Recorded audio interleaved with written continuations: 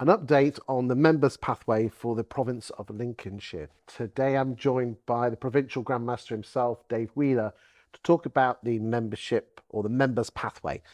Dave, the members pathway is split up into 4 sections. The first one being plan, the second one is attract, the third one being engage, and the fourth one being retrieve. So let's start off with the first, with the plan. How important is it for a lodge to fully understand the current state of play before planning what they should do?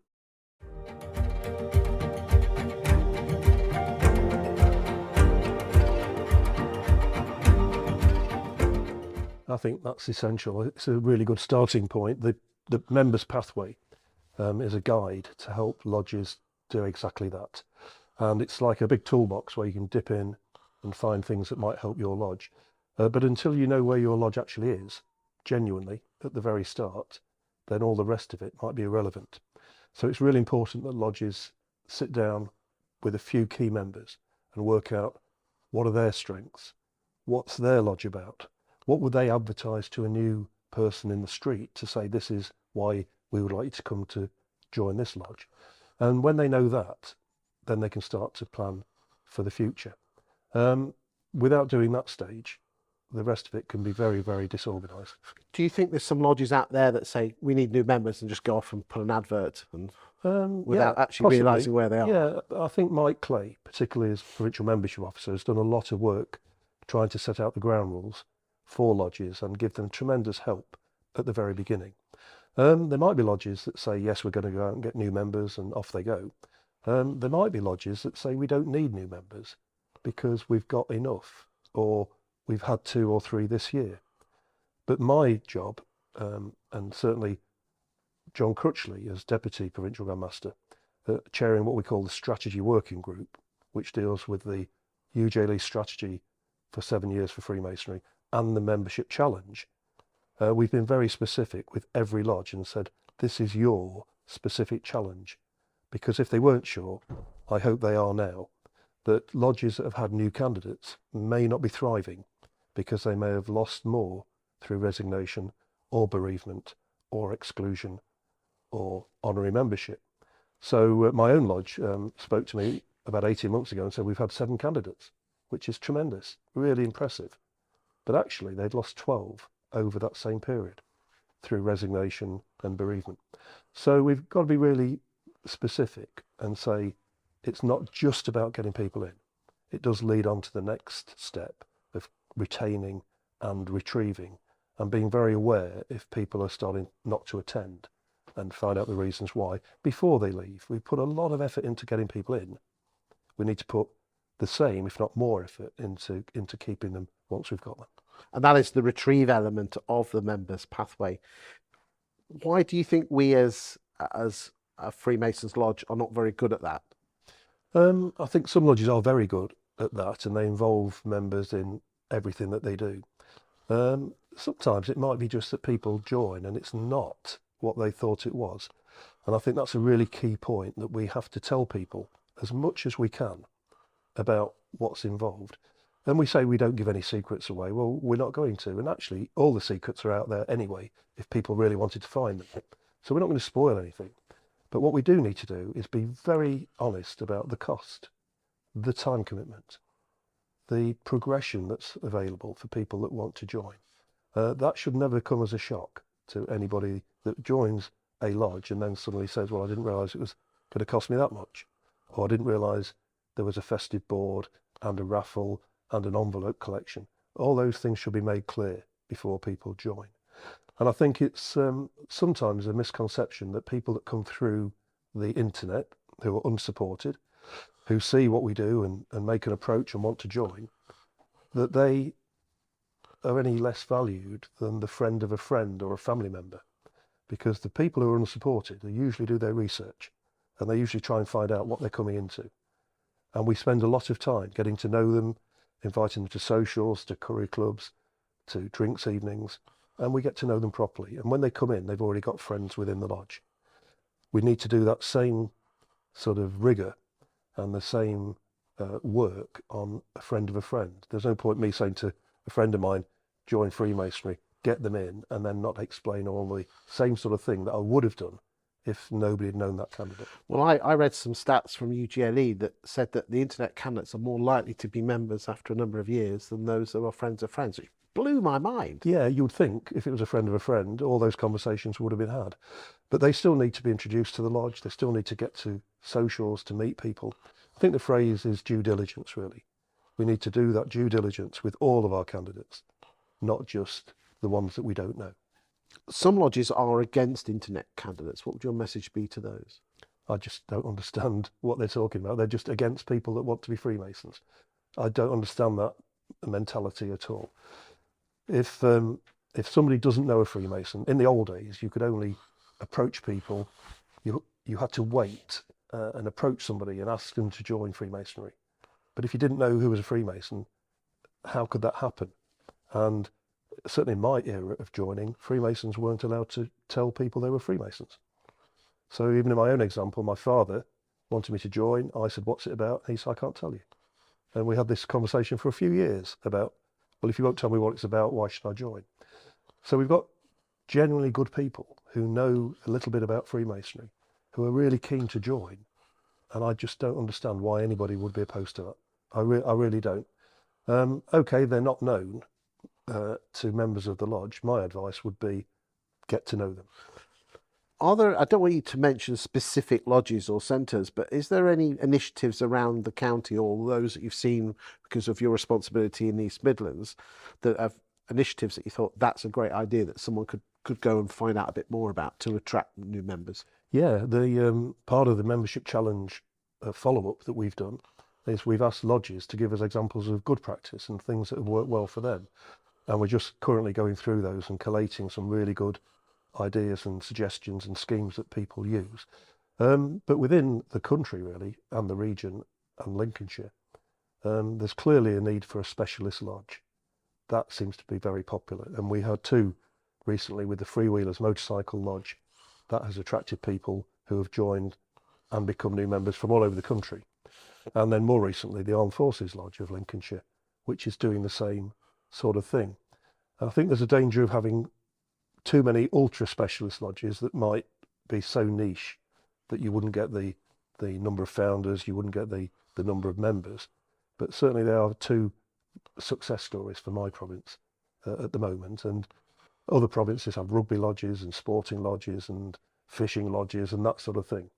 But I think at the moment that they are really good examples of things that are going well. Do you think if there's a lodge in a centre where there's lots of lodges and they're trying to, if you've got a centre, I mean, you're from Lincoln, how many evening lodges are there in Lincoln? There are 8 evening lodges at Lincoln. I mean, that's a lot to go between Lincoln's a decent size, but it's not that big. Yeah, and there's a school of thought that in the 1980s, Lincolnshire made too many lodges. We increased our number of lodges quite dramatically in the 1980s, and then is that sustainable? I think it is. I mean, there's certainly a part of our membership that prefer daytime lodges to nighttime lodges, and that's always a popular move. And one of our lodges did move from one centre to another centre, and that seemed to be a popular move.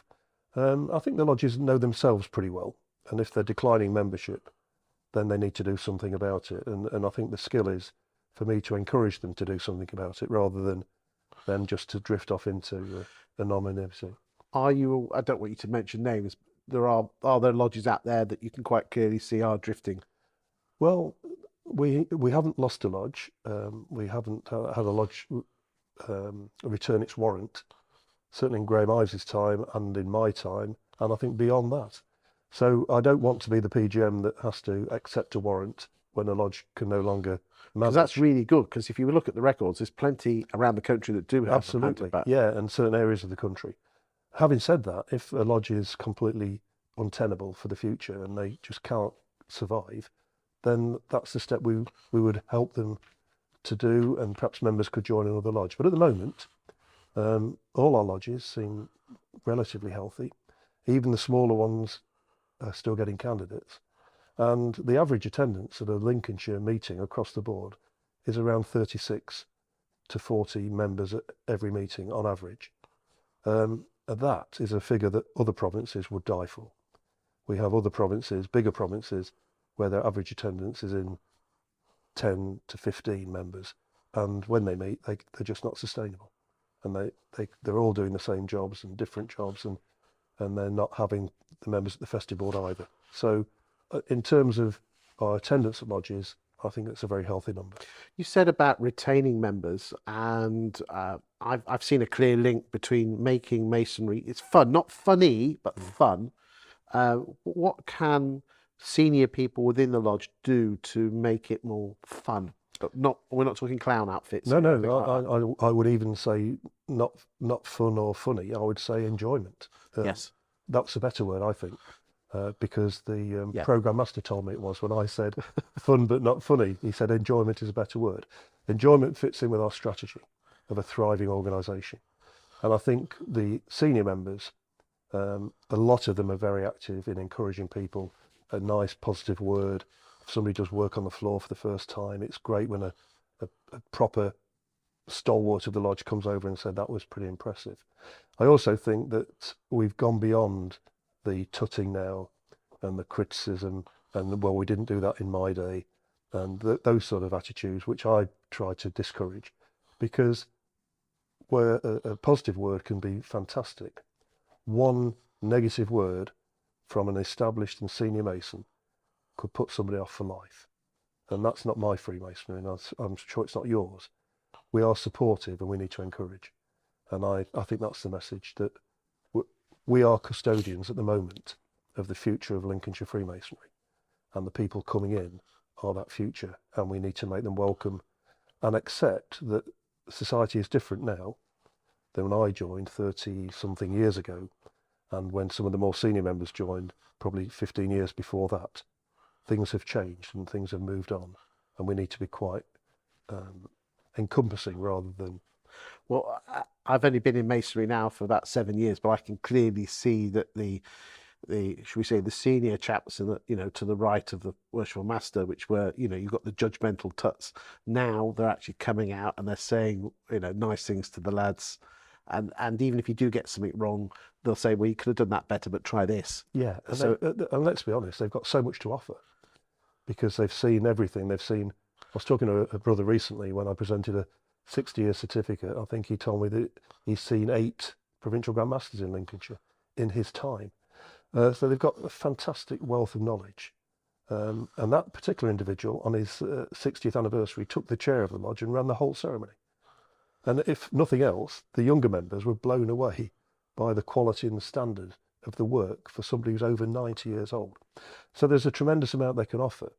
I hope that it's a positive offer rather than anything negative, which could be quite difficult for the brother receiving that sort of comment. And I certainly believe there's a huge responsibility with the chief steward to mix up the festive board, to mix, because, in our lodge, we have the younger lads in the centre and the older chaps on the outside. And if you mix it up, you have some fantastic conversations. I agree. And I do smile that Sir David Watkin, who was the Deputy Grand Master, who is now the second Grand Principal, made a point at a recent provincial meeting of doing his address, not from the top table, but at the very far end of the room, because he said, this is where everybody's having a good time. This is where all the noise is coming from. And also, he said, I want to keep an eye on the naughty boys as well. And he just did his whole address from the wrong end of the room. And that just went down a storm. It was a bit different. It was a bit quirky, but it showed that we're all in the same organisation. Finally, Dave, I just want to talk about the people who are on the edges, who are not coming to meetings, who miss the odd one. What would your message be to brethren out there? Well, we operate under the Hermes system at the moment, which is an electronic system which looks after all our membership needs, really. Hermes will flag up if a member is not attending. If they miss more than 2 consecutive meetings, Hermes will flag that up. It's great that it flags it up, but we then need to be taking action. So when we get the flag to say somebody hasn't attended for 2 meetings, we need to be making a welfare contact to make sure they're okay. And most of them are, and it's a genuine reason, and we need to be understanding of that. But if people are drifting away, we don't want to wait till they go before we try and keep them. We need to make an intervention as early as we can. But if they do leave, and we do get resignations, then the two assistant provincial Grand Masters, David Bird and Jez Highland, are personally contacting everybody who has resigned. And they're not saying, why have you gone or what's happened. What they're saying is, first of all, you're still a Freemason. And if it's not the right time for you at the moment, but you want to come back in the future, you're more than welcome. And it's a much more supportive attitude than a questionnaire saying, well, why did you leave? What went wrong? What didn't suit it for you? And some of the responses we've had have not been what we thought they would be. They've been Well, I was quite about to ask, encouraging, what are the responses? A lot of them have been really genuine. We've moved away, my working life has changed, my location has changed, I've moved house. It may be financial pressures, but not as much as we thought it would be. But at least we're having those conversations now, which we weren't having before.